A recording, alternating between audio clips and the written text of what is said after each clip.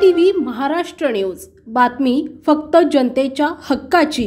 प्रकाशाचा उत्सव दिवाळी, अंधारावर मात करून आशेचा, आनंदाचा आणि ऐक्याचा प्रकाश प्रत्येक घराघरात उजळू दे।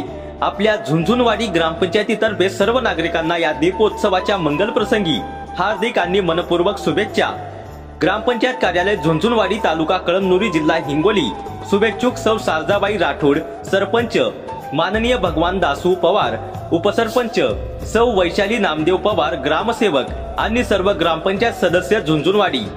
दिवाळीचा प्रकाश तुमच्या आयुष्यात सुख, समृद्धी आणि समाधान घेऊन येवो। हॅपी दीपावली।